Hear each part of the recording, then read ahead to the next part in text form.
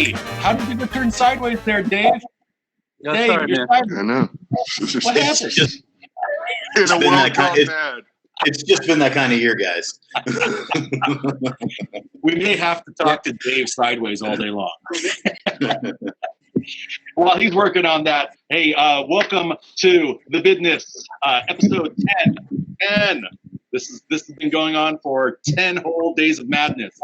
Today we have nothing but raw legends of ska in the room. Let me do some introductions here. We have Chris Poland from the Warsaw Poland Brothers. Shoo! California Celts, Cali Celts in the house. We got Tim Receveur, the booker and management and all-around guru for Supernova. The biggest ska festival in the nation. We got Dave Hillyard from the Slackers, saxophone extraordinaire, Diamond Dave himself here. To support the Slacker scene, East Coast bound.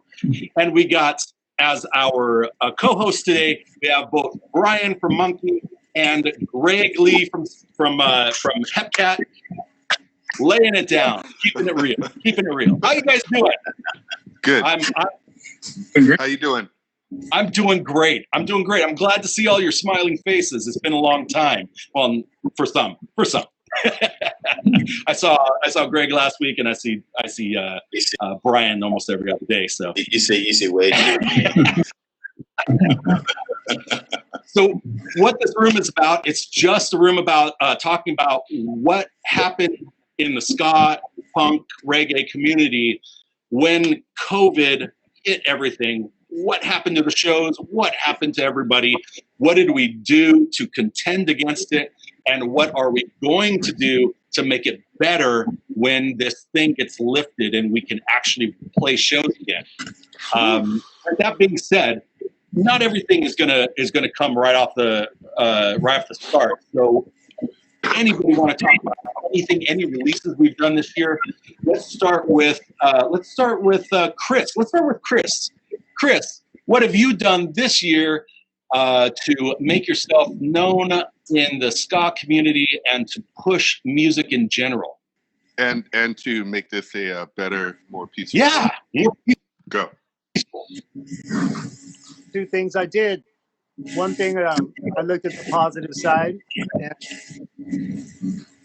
I realized a lot of us are performing all the time. The last thing we want to do is, when we're done performing, go into the studio and do more music. So by not performing, my appetite for music is still there. So I've now just transferred it to recording, obviously.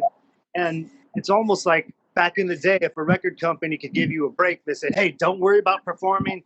Go in the studio, give us a great record in 3 months, and we'll sell you the money or whatever. But so A, I've done that. B, I've done what my granny always wanted me to do, and that is teach. I'm doing private lessons now. Oh, I like it. It's easy, it's fun, easy money, and it's rewarding. You're growing the next crop. I'm growing the next crop, and then that's another thing. I'm home. I drink less because I'm not in the clubs getting free booze, and so I'm a lot during the day. I'm cheering my children, my 4 daughters, and 2 of them have now. They're musical. They passed me up guitar and singing. They can sing in tune. So I've been focusing on them rather than my bandmates. Instead of instead of showing my bandmates the songs, now I'm showing my daughters the songs. So that's very rewarding. And then what was the last thing? I think that's enough. I want to say that you've also been doing daytime garden recitals where you play an instrument, and I've been watching them. I've been watching you, and they're really cool. And he also does nature time programs where he goes around looking at the lizards in his backyard and seeing if they're mating. Yeah. So in the pandemic, you become an online musician and a nature host. It's amazing. High five to you. Recognize. Thank you. Nice. Tim, I know that this last year has been so traumatic, especially to the people that were had their tickets or their plane flights and their bands ready to go to Ska Supernova, and then all of a sudden the bottom just fell out of everything. And we were right there. We had tickets. We were like, oh, for the love of God, why is this happening? Tell us what's on the future. What's happening? Yeah, I mean, I think we had that Kickstarter that went really well, and everything was kind of going in the right direction. And it felt like this might be the year that we actually turn a profit for Ska in Supernova. And yeah, of course, that was not meant to be. And I think we turned, the best case scenario, we did a lot of shows on Saturdays for a lot of people. And Greg was part of that, and Dave was part of that. And we even did a quarantine, a big festival, virtual festival that went on for 6 or 7 hours. And Monkey was part of that, and everybody else. And we ended up raising about $15,000 for the Alpha Institute in Jamaica. And they've put all that into, they've got a lot of problems obviously with COVID, and they've got tablets that they bought for some of the kids down there with the money. And we're going to bring some of those kids. There's going to be a scholarship for kids down there. There's going to be somebody who's going to be able to come to Supernova when we finally have it. Students and their teacher, and get to see the Scatolites playing on the big stage and get to play with them, I think. So, that's what we're doing. We rescheduled everything for 1 year back, which would be June of this year. I know Paris, the vaccines are behind schedule right now, so we've got alternative dates in mid-September, and we've been talking with you, Curtis, with Hepcat's manager, with Slacker's manager, everybody about making sure that those dates are going to work for everybody. And so far it looks good. So in the next month, we'll make a decision on the final dates, but we're still shooting for June, if not September. Nice. I just want to bring up for the people that are in the room that don't know, and it's for the people that are in the thread that don't know what the Alpha School is. It's the original school that it used to be called the Alpha Boys School, and it was located very close to Studio One. And they used to have musicians that were just learning trumpet, learning saxophone, learning trombone, tuba, whatever, to come over and to cut a couple of tracks back when it was Robert Marley, little Robert Marley. So this is a long time honored classic core of Jamaican music. And Tim, you've been great in supporting them and pushing their needs to the rest of the world. So just if you guys see Alpha Boys School or Alpha Institute, Alpha, what's it called now? It's the Alpha. It's Alpha Institute. Definitely support them. They do great stuff for music. And speaking of great horn players, we have Diamond Dave Hillyard, saxophone for the awesome Slackers, and for Dave Hillyard Rocksteady 7, and he's also, I know you've been doing a bunch of other stuff online. Tell us about that.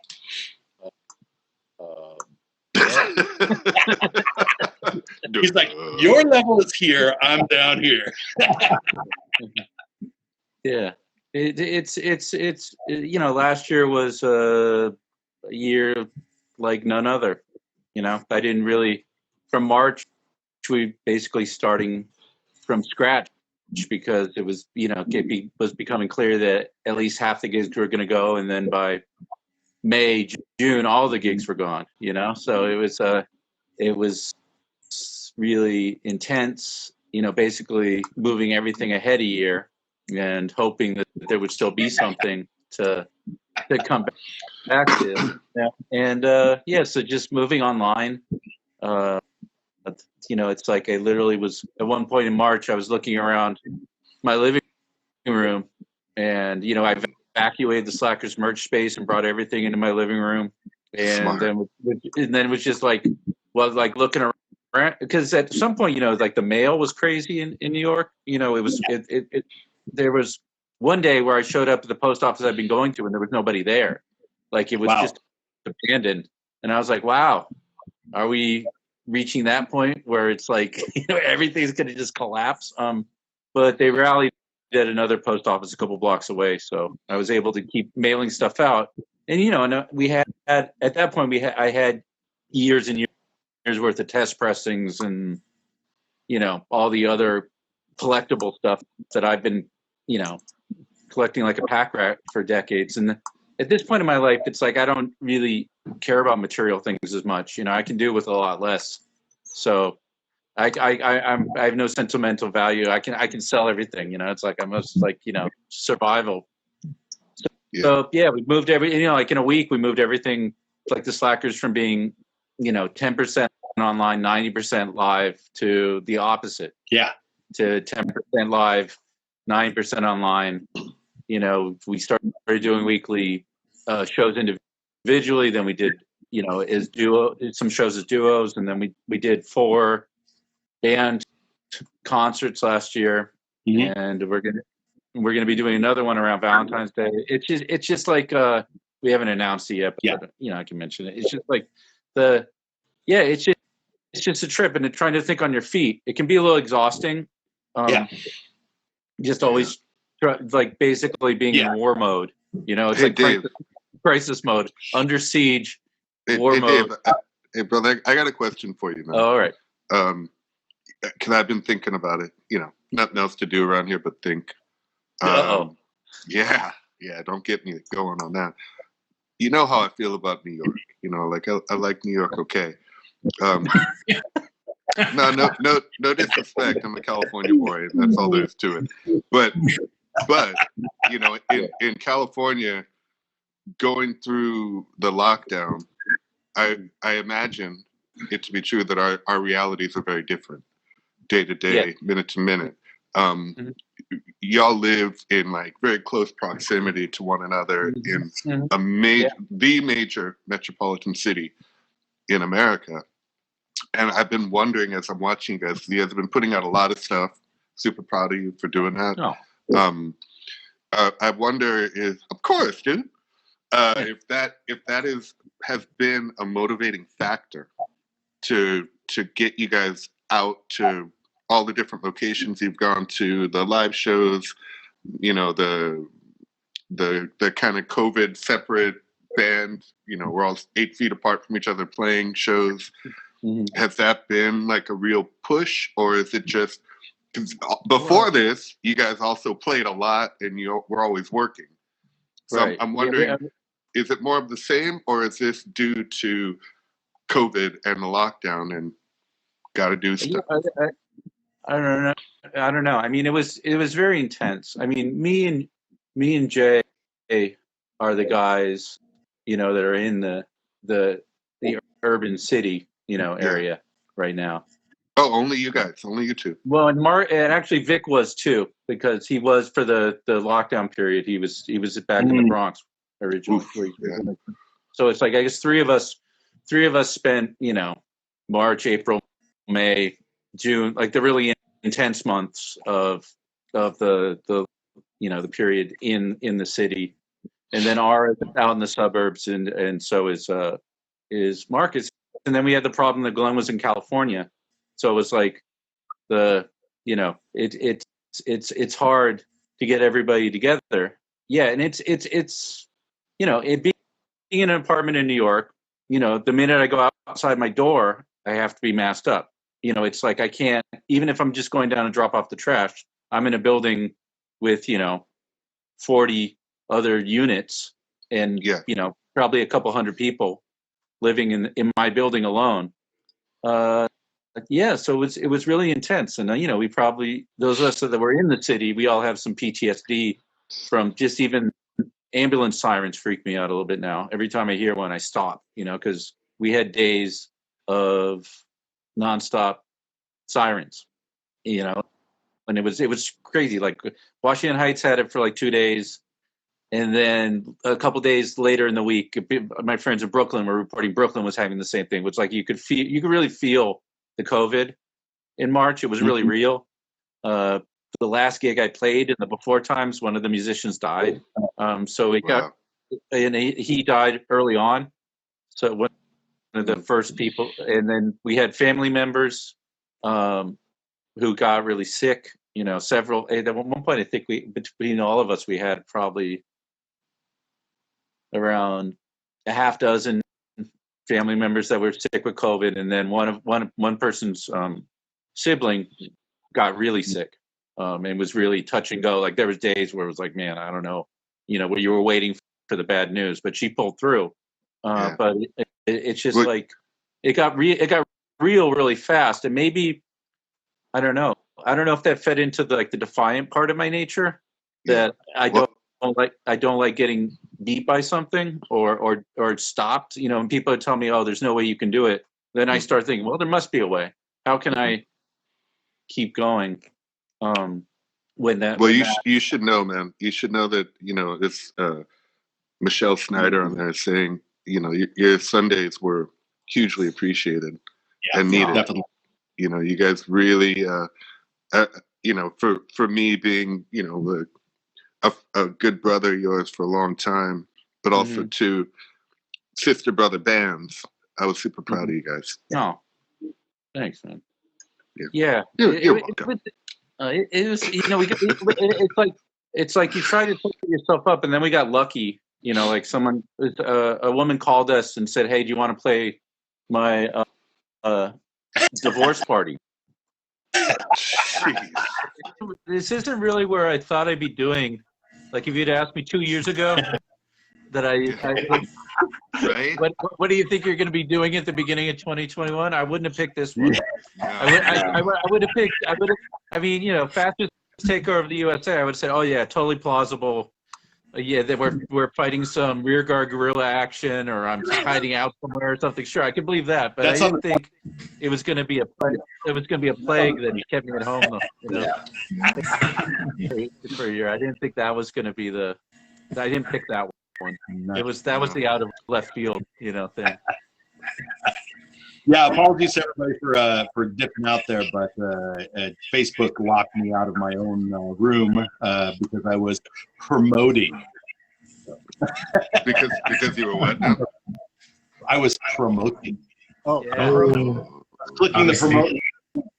Yeah, you see, you can't look like you want it too much, man. That's always the thing. Gotta be very. Oh, I'm not even bothering to promote it. I'm just so cool. People come in.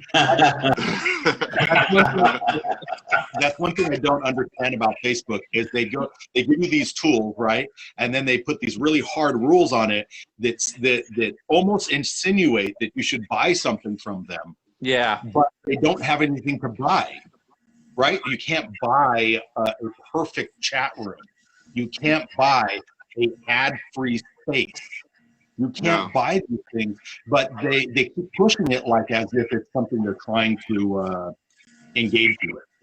Yeah, it's crazy, man. I tried to buy a space on Parler, and they just wouldn't let me on at all. I tried, and you know, they all kept like, "What do you keep trying for? Are you crazy?" I heard this was the place to be.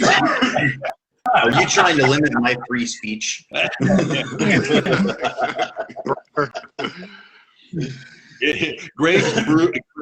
It'll be Greg Lee's room of insurrection. Oh, throw the government! I wouldn't be able to get in 2 words while they just like, kill you. I'm gonna kill you. no, Zach wants you as a representative. Actually, that's what they want. Yeah, that is exactly what they need. They don't. Maybe they don't know they want it, but they need. I could give them some good rap out in the street. You know, with the people. Thousands of people. My mom's probably watching this right now going, what are you talking about? I can't believe somebody managed to pull 70 terabytes of information off of Parler before they shut it down. That's pretty that's great. That's amazing. Are you guys watching? Are you guys able to watch the live stream right now? Yeah, I got it up. Yeah, it's okay. So it is going on. Yeah, it's on. Okay, cool. Yeah. So what are we gonna talk about? All right. Hey, I think we were well, talking about Parler. we could talk about Parler and all that stuff. Greg, I haven't even thought of asking you this, but what did you feel about the BLM movement? Did they get it right? Did they make headway? The BLM movement at first got it right, Mhm. and it was really heartwarming to see people not of color joining that movement. Where I live, between Hollywood and the San Fernando Valley, all the rallies I saw were a majority of people of color, and that was huge. The problem became where some of the leaders of Black Lives Matter, in my opinion, in the height of all that, they kind of broke off to write books and do other stuff. Yeah. They didn't stay at the front of that wave and keep accepting people and keep giving thanks, and saying, hey, because in my opinion, the number one thing that was the biggest thing I would think of that would make me tear up as I'm driving by these rallies is none of these people have to be doing this. Yeah. None of them. They could easily just blend in and wait till the whole thing blows over. But they did it anyway. And Absolutely. For Black Lives Matter's part, they did not embrace that enough. Yeah. And things are a trend these days. Things are a trend, and it as much as it made me feel good that so many people were engaging, it also broke my heart when I could see the trend falling off. And that's not necessarily all these people's fault. I believe it's the people from Black Lives Matter who, they kind of close themselves off and they're like, I'm gonna, I don't know, maybe profit from this or get my space in history by writing a book about it, as opposed to like realizing this is long from over. Yeah. I could write a book at any point. Right now, I need to stay on the front of this wave and help and keep all these people focused and into it. Absolutely. Instead, what wound up happening was the right-wing guys grabbed a hold of it, and they grabbed a few choice things like, defund the police, and they just ripped that apart. They ripped apart the idea, the truth that Black Lives Matter protesters were there peacefully. Sure, things happened. Businesses, windows were broken, people were hurt. All the stuff that comes with all the protests throughout the length of this country. All that. Yeah, they all happened, but it is not attributable to specifically Black Lives Matter. In doing that, they effectively kind of removed them from being a viable point of the conversation. I noticed immediately following that downtick of trend that where a day before I'd post something that was related to Black Lives Matter, all kinds of people would be all over it and commenting and all these ideas were brewing. And it was beautiful. But once they allowed it to dip, it was silence about it because people did not want to attach themselves to that horse anymore. Yeah. And Chris,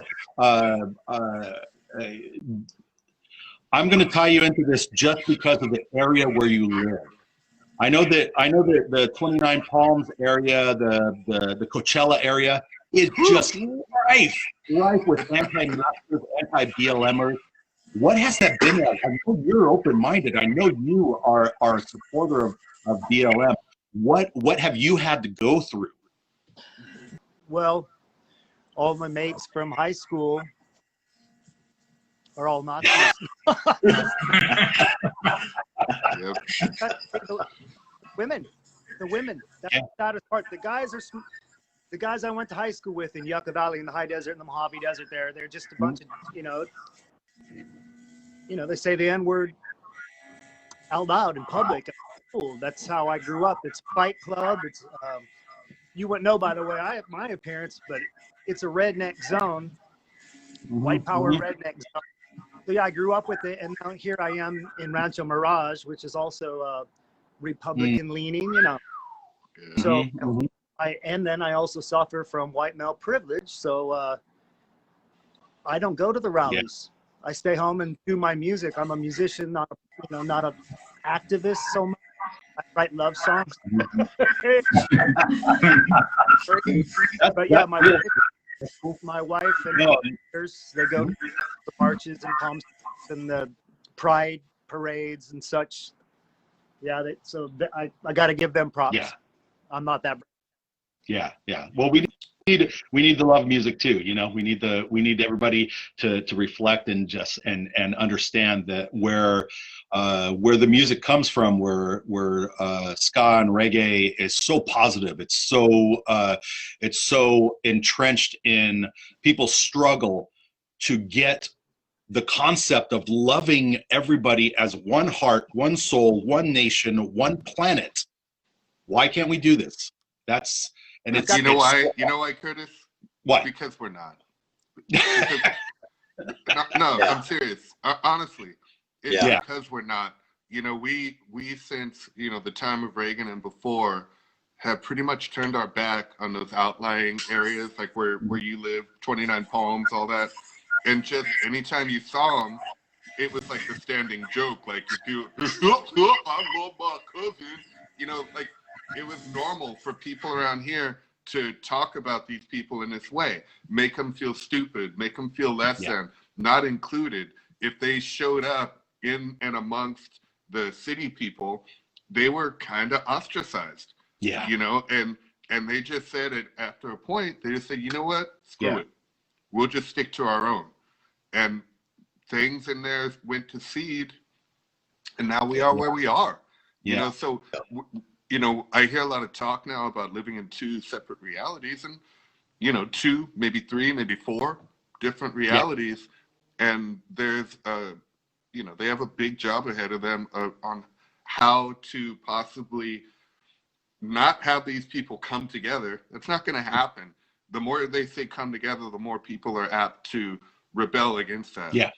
What needs to happen is people need to understand all these different nations within this nation in a way like similar to the way Europeans do, or Africa does, or South America, because that's where we are now. And, like it or not, that is the bed we made a long time. Well, I didn't make it. That's the bed that was made a long time ago. I think it's unique for all of us, including Brian, as musicians and as promoters of the ska, and seeing the ska kind of culminate over the globe. We get to actually go to places, and some of these people, like when we go to like someplace in Nebraska, we say, yeah, we're from California, and they go, what does the ocean look like? Like that is literally the first question that comes out of their mouth. What does the ocean look like? Educate me. And instead of like, poo-pooing them, maybe just educate them. Just like, man, you got to get out. No doubt. Call me when you come out. I'll put you up. I'll we'll go get a beer or something, like be inviting, be engaging, tell these people that they're not left behind, that they're not too stupid to participate in what we have as a nation.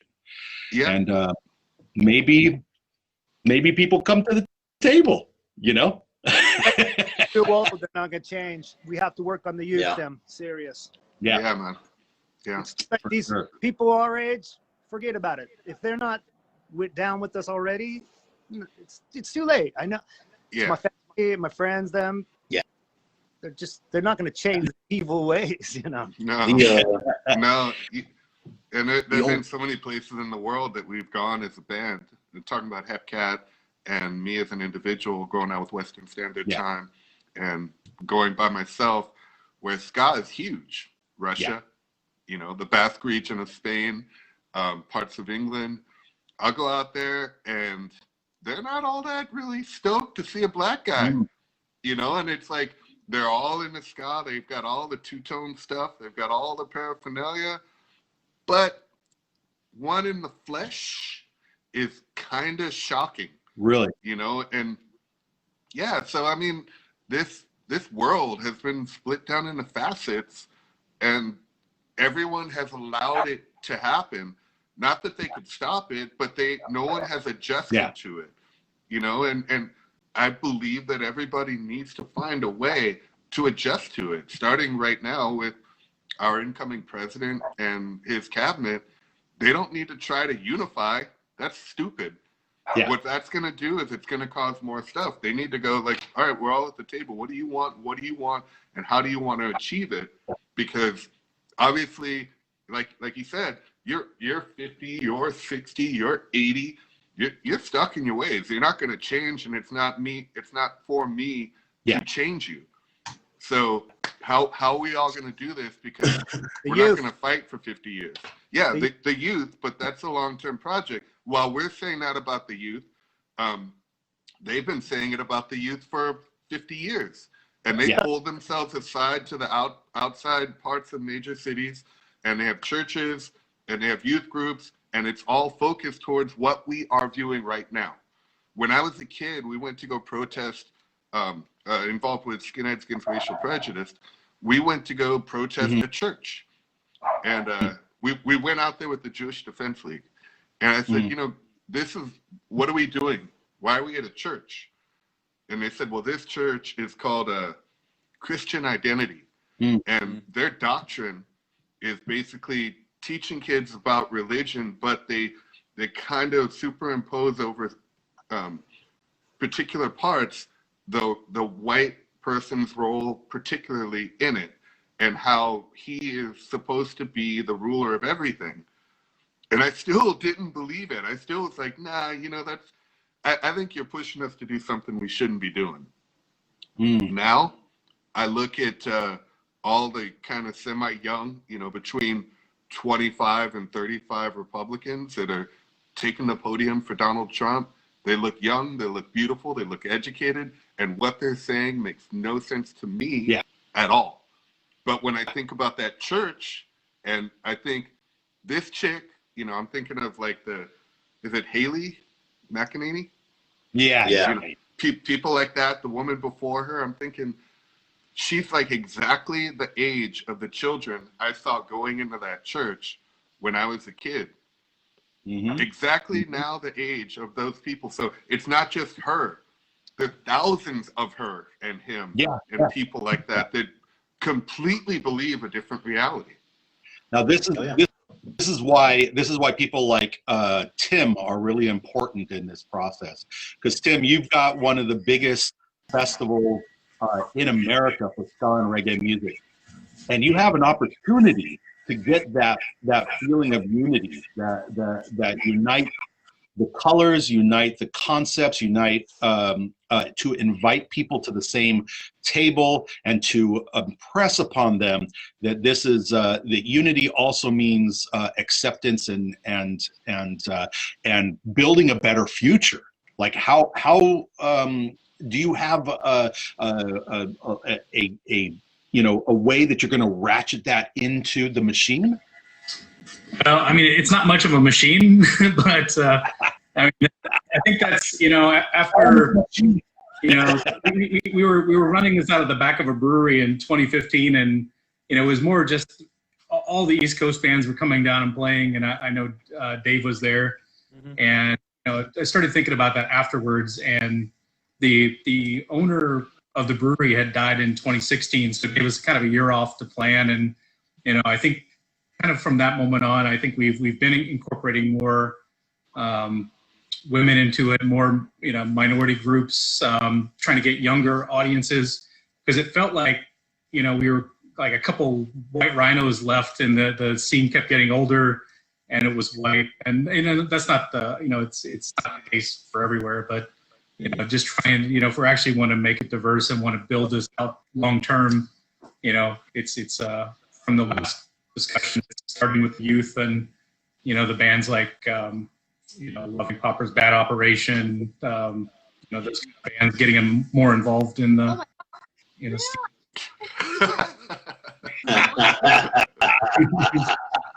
And you got myself an elf for you. Capture the progeny. Progeny. Yeah, nice.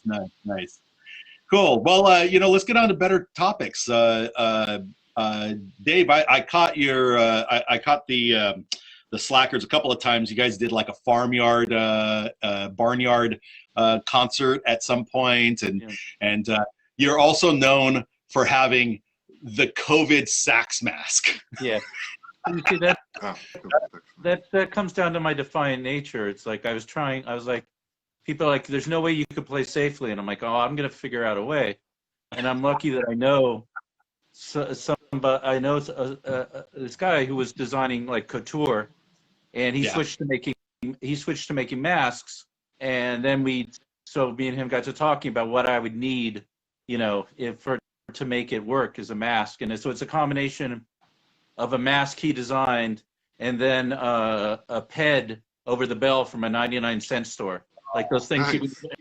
So it's like there's like so that was actually really cheap. And so it's a mesh over the bell. And it was and then the mask he designed, and he did a really good job because we were trying to figure out how to keep it simple. And it's basically like a snout that you zip up and zip back, and it's really pretty easy to play in. And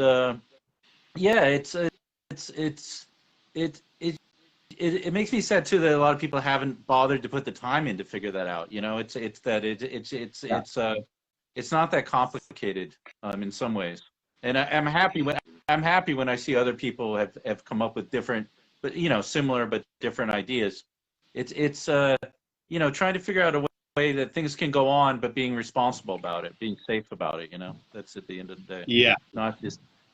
And because I think everybody's through this. There's days where you just want to, collapse on the couch and go be in fetal position for a while, or just moments like when you were asking me about Jason Navarro's name, like my brain just shuts down completely. I have, from exhaustion, like I'm like, who are you? Yeah. You're Greg, right? Yes, I told you. But it's I can't remember anything, and it's so that's disturbing. But it's like trying to find ways to fight through it and try to find little small victories, because the big victories are going to be denied you. There's definitely like moments where you feel like you're doing like the Long March with Chairman Mao, or you're like on some fighting some rear guard war that. All right, Dave. Yeah. So what do you? You guys are like, oh boy, where did Dave pick up the start there? Okay. Real back What do you guys got coming up? What do you guys got coming up, music-wise? We got a Valentine's Day show that will be coming up on February 12th. Right on. So we're going to be announcing that. We're announcing that shortly, officially.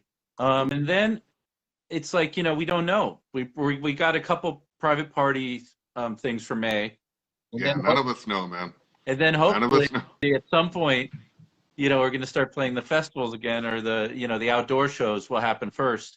It's going to be spotty, and maybe some point this year, at the end of this year or next year, we're going to be able to tour. But people got to take the vaccine. It's got to work. There's just so many factors. I mean, sure, and not just us, the musicians, like the people in the crowd. Yeah. There's so many variables that we have to contend with. Right. I mean, there'll be people who lie and say they took the vaccine when they didn't. Oh my God! Yeah, well, that's right, exactly. There's already cases of people who fly when they shouldn't have. So it's like, sure. Yeah, of course. Yeah. But we will persevere. Yeah.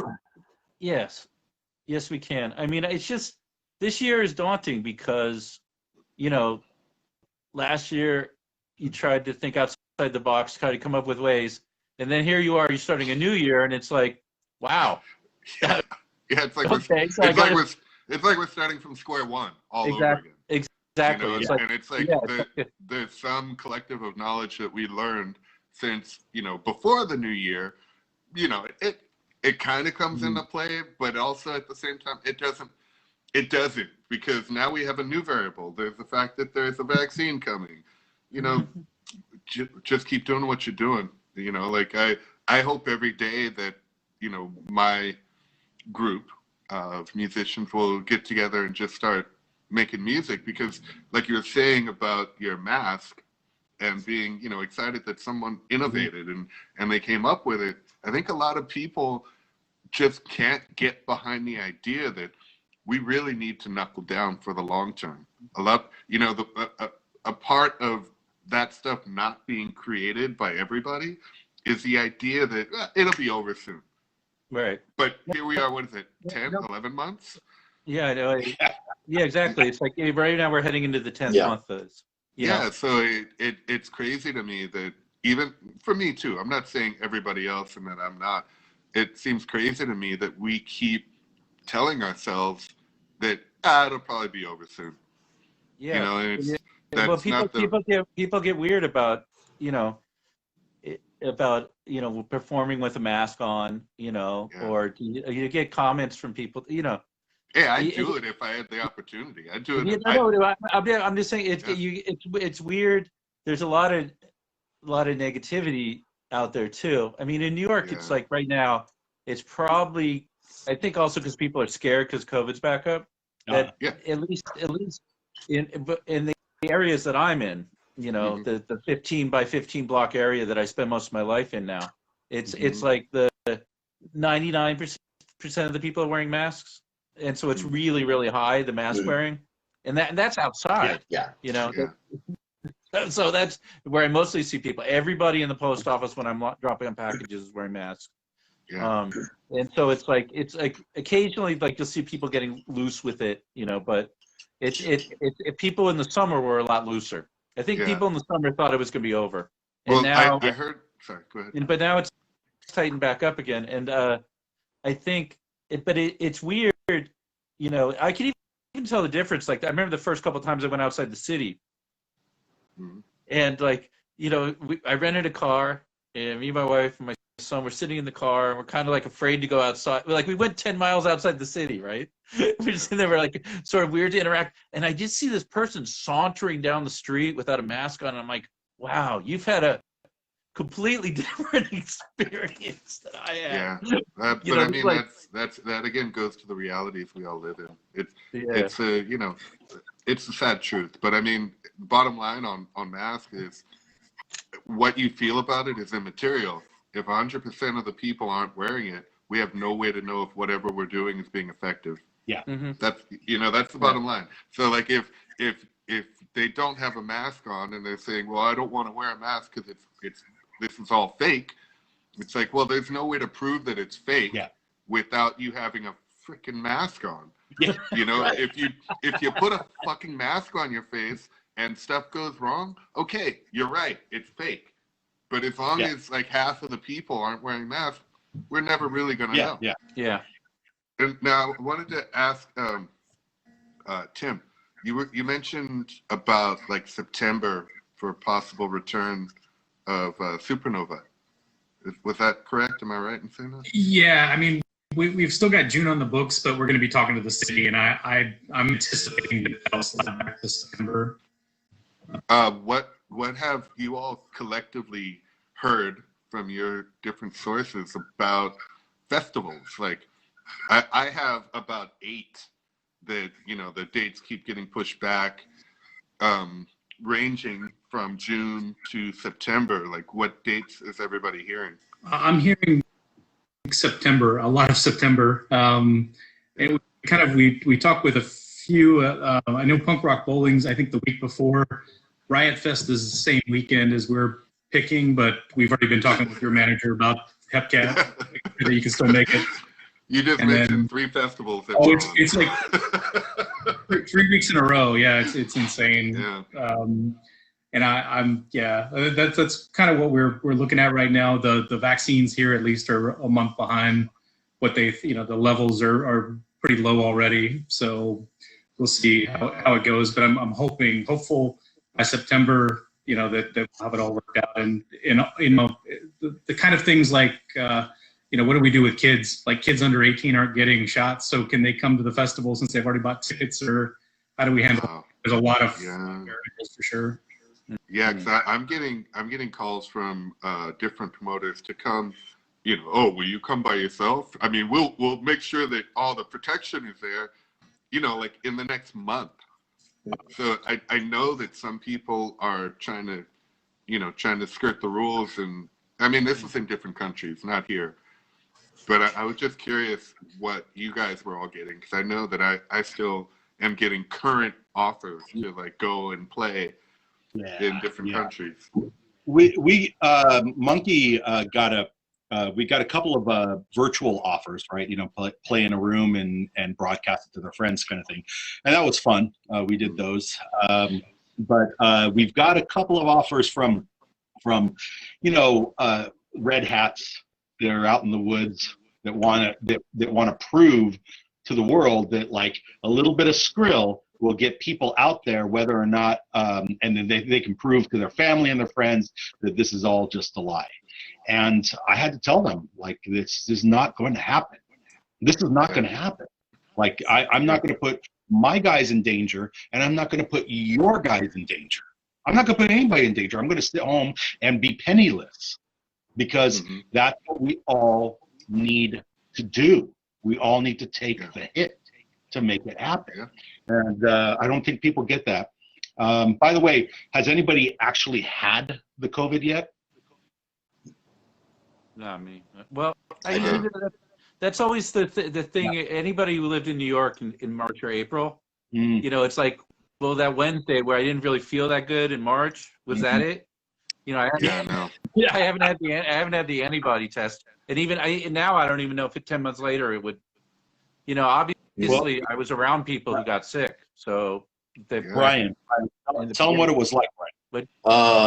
Well, it was the absolute worst wrenching of my lungs that I've ever felt. Wow. And I'm still dealing with stuff right now. Actually, I've got some pretty long, like, lasting skin issues that have been popping up all over my body on that one. I did the antibody test, but the one that I did proved later to be quite like ineffective and just like not very accurate. So I actually went in and they did a scan on my lungs, and I have the crystallization that's indicative of COVID, still just kind of like coating the bottom of my lungs. And like I'm glad I'm out in Honolulu now and getting a ton of swimming in, because my sustain on trumpet, just winds, I was getting winded off of like a friggin' 15-second note. And yeah, it took me, I got hit with it. I had traveled up to Oregon to take care of some stuff, and I'll usually pop that drive between the Bay and Portland. Just one bang, bang, 10 hours, no problem. Do it all the time. It took me 6 days to get home. Wow. I would get a half an hour down the road. I would be like falling asleep at the wheel, can't stop coughing at all. And it's all just clenched right here. And I think the only reason that I didn't have bigger issues is because I'm a wind instrument player, and I have all that like years of lung capacity building and all that kind of stuff behind me, because I'm a fat ass. And that is that is a really bad thing to be with this particular sickness, especially. Like, people of my size are getting hit really hard, and a lot of them are the ones that are ending up on oxygen, on the ventilators, on their stomach for 3 weeks straight. And it's like, I've never been as sick as I was in February last year in my entire life. Well, there you have it, viewing audience. Yeah. There's two of us that have had the COVID, so it's real. Three of us. Sorry, 3 of us. Yeah. Wow. Chris, how was yours? How did it hit you? Miserable. I was asking February, right? Because that's when I had mine. Mm-hmm. So we had the first case here in the Coachella Valley in I believe it was January, and he was brought home from the hospital, you know, Eisenhower, a mile away, and it ramped through our family, and some of the kids took it, no symptoms at all, but me personally, I couldn't smell or taste for 3 weeks. and then it took the joy of eating away. So I stopped. That it was a great diet. And then as far as my lungs, and I too was a trumpet player from 4th grade through university. And sidetrack number 1, I was at university. I was trying to get money and tired of donating plasma. And I answered an ad in the paper. It says money for a asthma study. And I said, oh, I have asthma. So I went to the study, but I didn't qualify for the study because the same thing. They said, oh, you're a trumpet player. Your lungs are too good. Anyway, sidetrack over. But yeah, back to me. I couldn't walk but 10 steps up the stairs, and I'd have to lay on my bed for about 10 to 15 minutes after walking up the stairs to catch my breath. And then I felt that once I kicked it, I felt that it aged me a bit. Of course it did. And then the one last thing to sum the story up, I was standing down in my music studio, and all of a sudden, like the lights turned on my nose.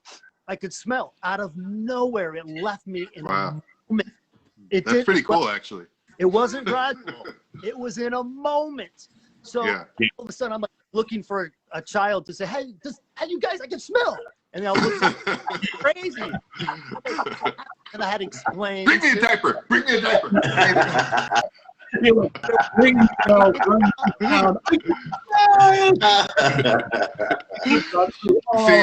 See, it's good to hear all of what you all have to say about it, because for me, I was employed in my day gig up until about 3 weeks ago. And about 2 months ago, I was dropped from my insurance.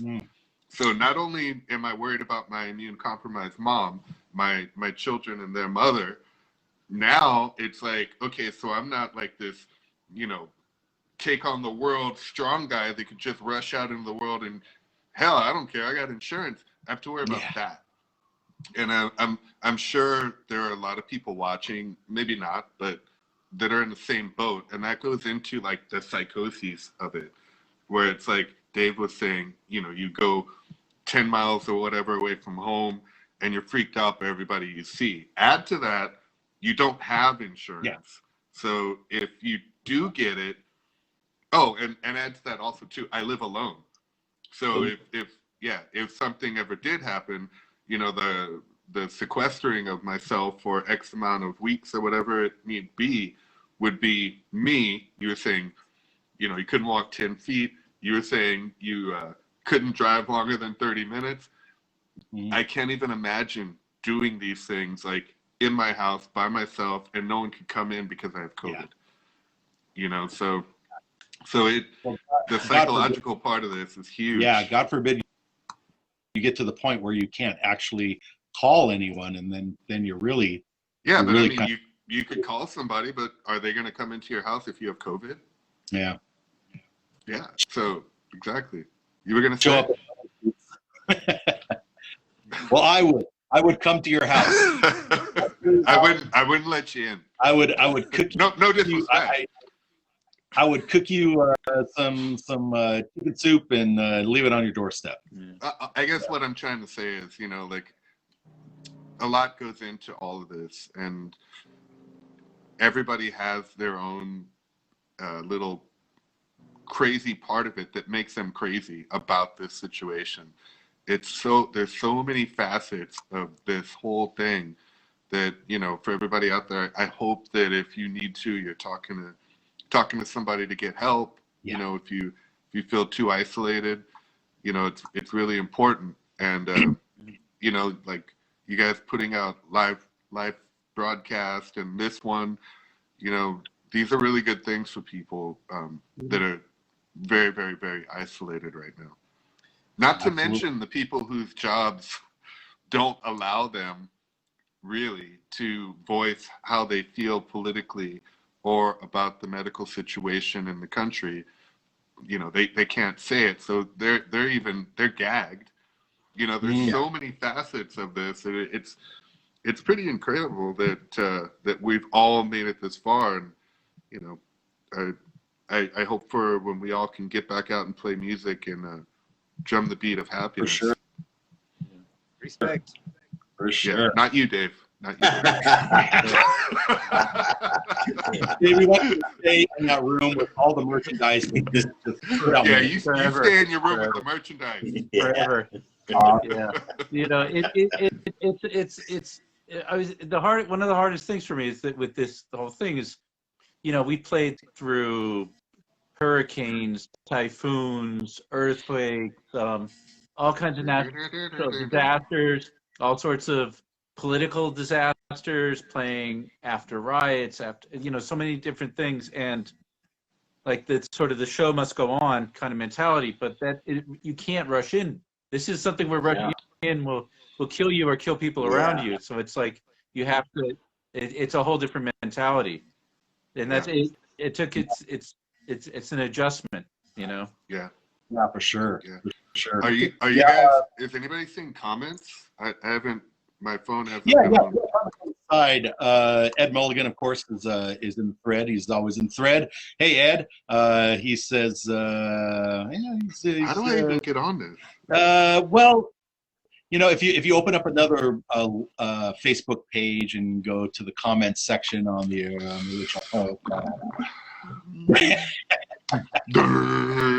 oh man, Computers.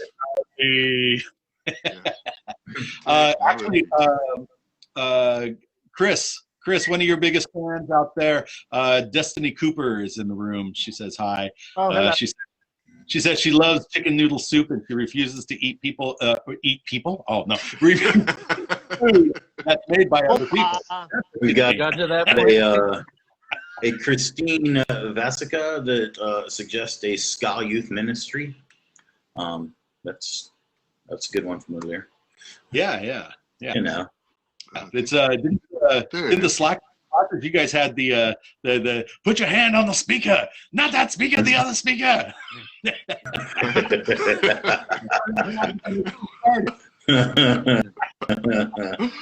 Go on the road. You got holy roller. Let me see. Destiny says, "I feel like masks in Tucson are getting worse."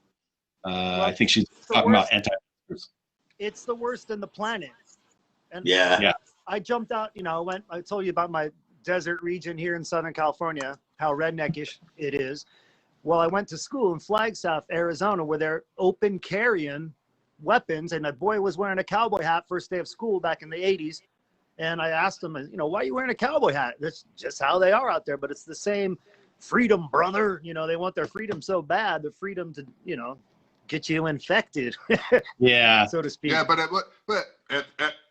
on the flip side of that coin, people ask me, you know, it's 90 degrees out. What are you doing wearing a suit? You know, it's all perspective, you know, and I'm not dissing you because I do the same thing. You heard me just go, duh, duh, duh. You know, that's not okay either. You know, you know, we all these things really have to be rethought, you know, and I'm not talking about being overly politically correct. I'm thinking about being compassionate towards each person's thing, you know. For sure. I like peanut butter and banana sandwiches, you know. Peanut butter, jelly, and banana. Some people would be like, that is gross. People like pineapple on their pizza. Who am I to say? You know, that's pineapple on pizza. You know, Dave Hillyard thinks his fried chicken's better than mine. Whatever. I think them's fighting words right there. I taught you how to make fried chicken, but you guys should fight. I always give you big props because you were the man. You were literally, when it comes to frying things, you were the man who taught me how to fish, and so a man who can feed himself. Hey, so you know what? This guy, Dave Hillyard, is the man who taught me how to shave. we go back. We go back. Yeah. Nice. You both taught me how to love. See, it's reciprocal. It just keeps going. Yeah. Well, I'm feeling left out because you guys didn't teach me shit. Hey, did we? Did we not? Look under your chair. There's something there for you. You get a new car. Jeff Bosco, DJ Bosco usually co-hosts with us. He couldn't be here in the stream, but he couldn't be here on the show. But in the stream, he says, "Don't ever try to reel in David Hillyard. Let him run free. The stream of consciousness is gold." Yeah. I could tell you a bunch of Dave Hillyard one-liners that are just jewels for the rest of the time. You know, Okay, like, give me one. okay. Give me one. Give me one.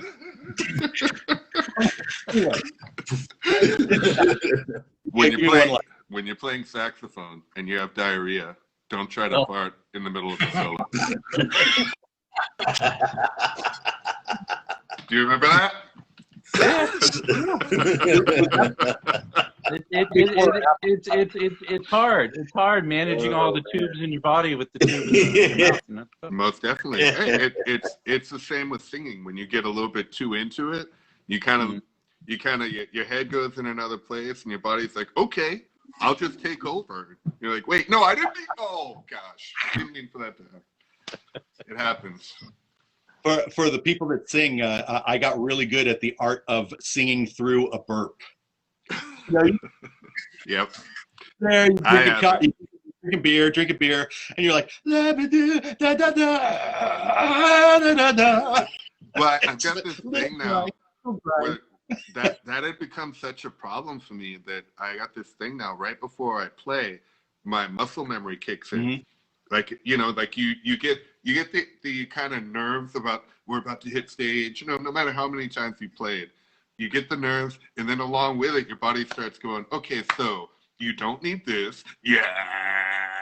And I have these incredibly long burps, and I'm clear. It's crazy. That's my body telling me, like, you don't need that inside you. I do the yawns right before we're supposed to go on for 5 minutes. I start yawning. My body wants. Yeah. Yep. It's like, yep. It's like, You know, yeah. weird. When I was a child, I was born with collapsed eustachian tubes. Those are those little draining tubes for ears, right? Sure. So I had to have like the little they call them tubes. They just put them in your ears, and they widen up those so that you don't get infections. And what's funny is my hearing is very sharp for all the abuse that I've put my ears through. And what I noticed years ago, because we were doing concerts all the time, is that when really loud sounds happen, my ears clog up just like they would on an airplane. They shut down. And I think that clog doesn't allow the tympanic membrane to swing as much, to vibrate as much. It freezes. Yeah. Freezes it, and then after the concert, so much like you said, you get the yawns, Chris. When you get the yawns before the concert, after the concert, I get the yawn and my ears pop, and it's like crystal clear. Yeah, me That's too. not I convenient. get something. Yeah. Hey, really quick, I got a comment here that I'm going to read really quick for Greg. This is in regards to people being limited in their rights and opinions, and being shut down like that. Jess McCauley said, "It's a motherfucker being a teacher. So thanks to Greg for the comments about those who are limited in their rights and opinions." You know, so many of us. Oh, sorry. What the? Sorry, just keep continued a little bit. He said, "So many of us are just trying to survive, and the anti-union rhetoric makes us out to be anti-school. It's nonsense." Yeah, So that comment I made, Jess, and everybody, was kind of. I'm really good friends with both of my daughter's teacher. Mm-hmm. She's a second grade teacher. She taught my older, and now she's teaching my younger through all of this. So, our bond has even gotten stronger. She talks to me on the side about how she feels about stuff, and I feel so bad for her that she is pretty much muzzled, because this affects them, as much as the first responders. When the classrooms open up, they're going to be the ones that are going to be the most vulnerable. Right now, it's like, oh yeah, just switch your entire format you've been doing for however long to a video one with kids who just have gotten used to computers that have very short attention spans, and deal with it. Yeah. you know, if these people were speaking their minds of this whole situation, I don't even know what to think. You know, I mean, it's a credit to them that they were able to keep themselves contained while still maintaining a level of professionalism with my children and children around the country. And to me, I think that voice, quelled, is one that I'm going to speak up Absolutely. for. Nice. Yeah. That said, I got to go pee. You should do that. I just did. Okay. Wait, you didn't leave. Oh, sorry. I was listening to your speech. I'm sorry. Just go, man. Be right back. It's warm. No, but I've been saying there's going to be a lost generation, and I hate to say it, it's little boys, because I have 4 daughters, and my job is to go around and make sure everybody's paying attention to their lesson and they're, you know, vibed into their Zoom or whichever. And I hear that the boys are just like me. They're lost. They don't know about computers. They don't care about computers is what it is. And they're hyperactive, and there's going to be an entire lost generation of boys. I feel really bad about that.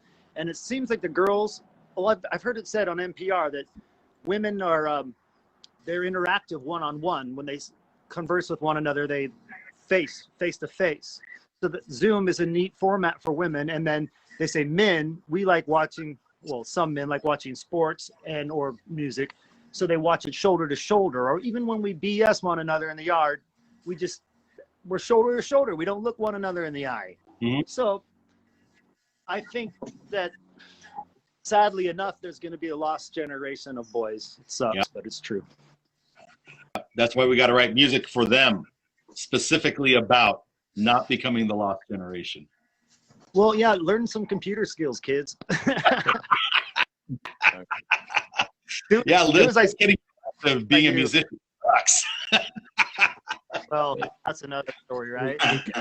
Hey guys, I'm gonna have to leave for dinner in a little bit. So yeah. Oh, here we go. All right. All right. It's been lovely chatting and interacting with y'all. But I'm absolutely. Hey, we're actually past the hour anyway. So does anybody here have any other thing that they want to promote before we end the show? Not unless you have received word from the Hepcat guys. How's that going for you? Hepcat, if you were out there, if you were listening and watching this, come on the damn show. How's that going for you, huh? And Dave, if you want to get the entire Slackers onto their own show, we can do an entire Slacker show. And Chris, we could do an entire Warsaw or Cali Celt show. And Tim, you're on your own. We're just gonna put you up. We're just gonna put you up on the screen and just like stare at your nice doors. Yeah. Do a tour of your house. Hey, Chris, well, let me tell you, I'd like to promote. Absolutely. Hey, it's been a joy and a pleasure and an honor hanging out with you guys. Yeah. Please do what you can to get the word out about life, music, everything, all the things we really attending our mind to, instead of all this like nonsense of political unjust. Let's start being positive. Let's start pushing that ball forward. Looking at you, Dave. All you. Yeah. That's right there. That's Dave. The Victoria Champion. All right. Well, that's the business. That's the business. You guys have a good night. Rock and roll. All right. Guys.